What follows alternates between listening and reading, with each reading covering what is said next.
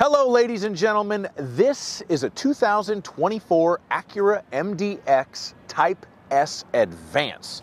And since the NSX has gone the way of the dodo bird and the new all-electric ZDX has yet to come out, this right here, the MDX Type-S Advance, is the pinnacle of Acura world. It is the most expensive, most powerful, most heavily optioned Acura that they currently build, and today I'm going to review it for you. We are going to have a look at the powertrain and the performance features that are specific to the MDX Type-S. We are going to look at the interior features that make the Type-S Advance unique. We will measure out the cargo space, we'll look at the passenger space, and we will look at the safety features. And if you'd like to skip around to what interests you the most, check the description below for timestamps. So let's talk about the mechanicals. This is really what makes a Type-S a Type-S.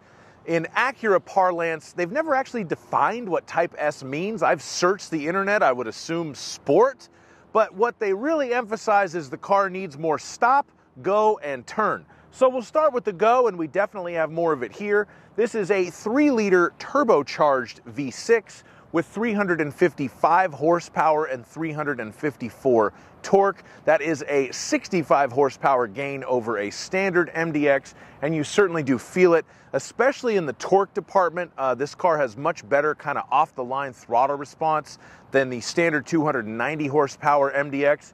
Great engine, it sounds great, and it really suits the car well as far as a performance version of it.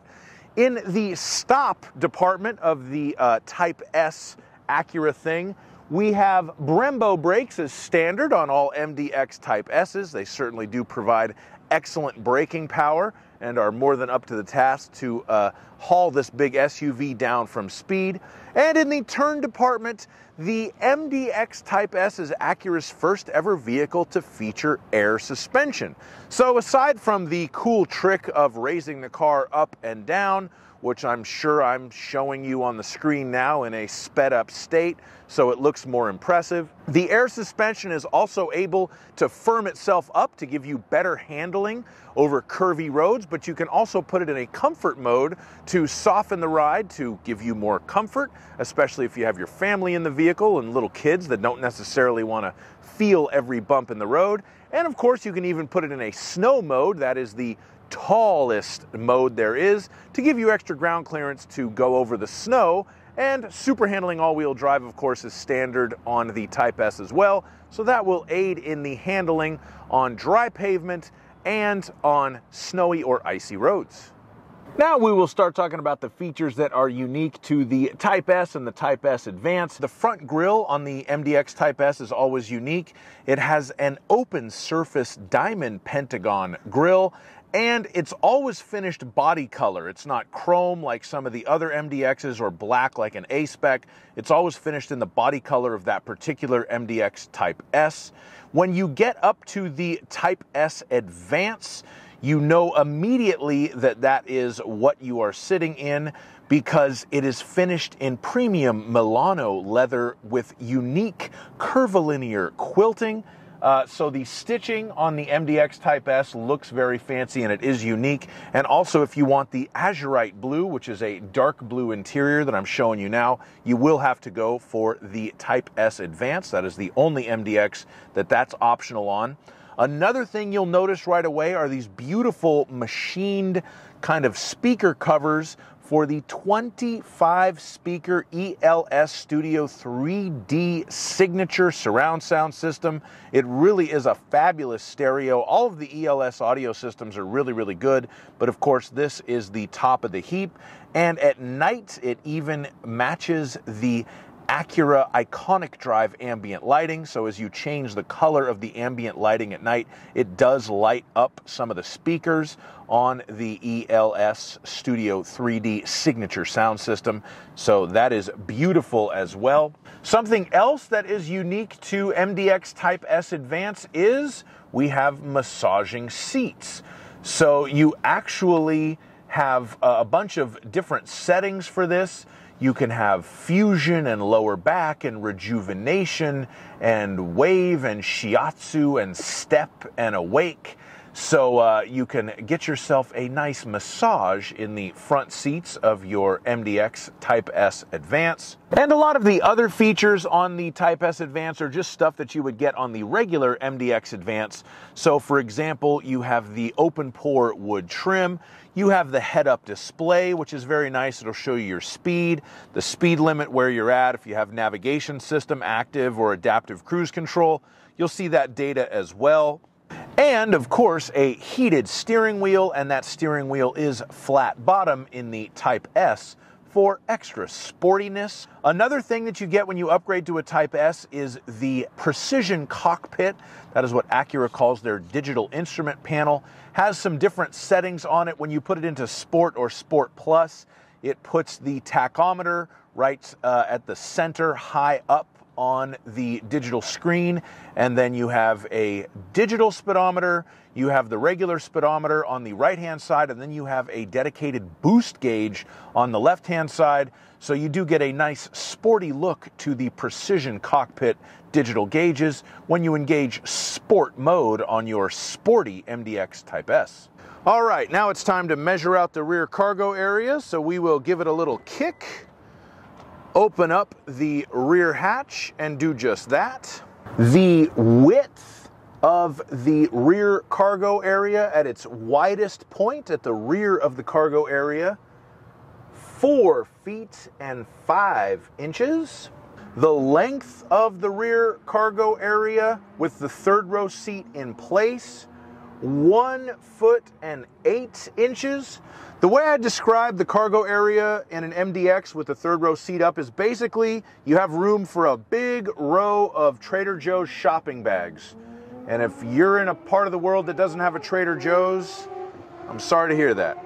The length of the rear cargo area with the third row seat folded down but the second row seat in place is approximately 3 feet and 10 inches. That second row is adjustable, and I kind of measured it towards its rearward position there, but you've got approximately 3 feet and 10 inches in the cargo area with the third row down but the second row up. The height of the rear cargo area on the interior is about 2 feet and 5 inches.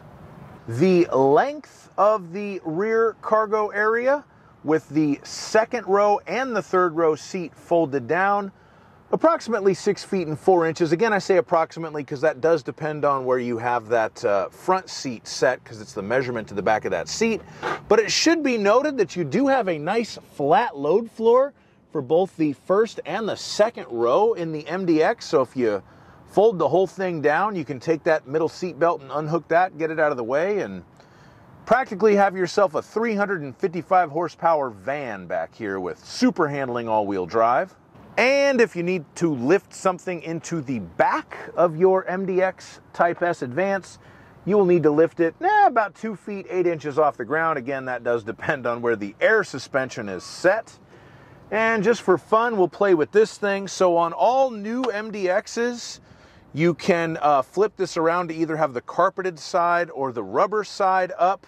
This one has a beautiful Reviver digital plate on it. But if I take that box out of there, I can put the cargo load floor down like that to get you a deeper load well.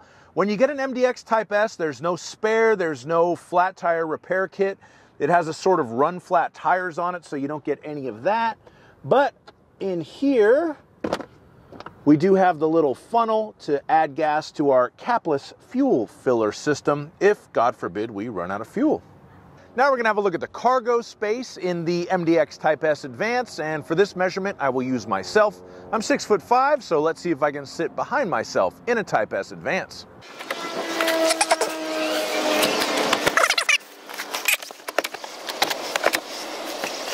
Okay, so the answer to this question is basically yes. I can sit in the front. I have enough headroom. I have enough knee room. I am in the front of the vehicle.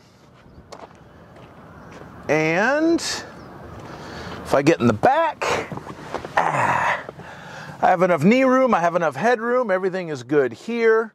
You can see we have the third zone climate control for the backseat passengers there. We do have heated rear seats. We have a couple of USB ports for charging. We have a 12-volt power outlet, and we have a household-style 115-volt power outlet in the MDX Type-S Advance. The third row is actually not bad in an MDX. It's not big enough for me, but I'm 6'5". But you can see this is the legroom in the third row seat, with the second row sat in kind of a normal position. The driver's seat's in my driving position, which is certainly abnormal. You do have a USB charging port on each side, so the third row seat is not bad in the Acura MDX. They even get their own speakers. And of course, the MDX Type-S has the full suite of Acura Watch safety features. So we have the adaptive cruise control, collision mitigation braking system, forward collision warning, so you have all of the automatic braking in the front, and it'll also warn you if it thinks you're going to hit something, so you can hit the brakes yourself. You have the lane departure warning, the lane keeping assist system, and road departure mitigation, so it will do its best to help you stay in your lane. You have the traffic jam assist, which gives you stop and go driving on the freeway when you have the adaptive cruise control set. It will bring itself to a complete stop, and after a brief period, it will start moving again. And of course, you have automatic high beam assist, so it will engage the high beams when there's nobody coming at night when you are driving your MDX Type-S Advance. Thank you so much for watching my review of this MDX Type-S Advance. I hope you enjoyed it. If you did, please give me a thumbs up, leave me a comment, subscribe to my YouTube channel, and have a fantastic day. Bye-bye.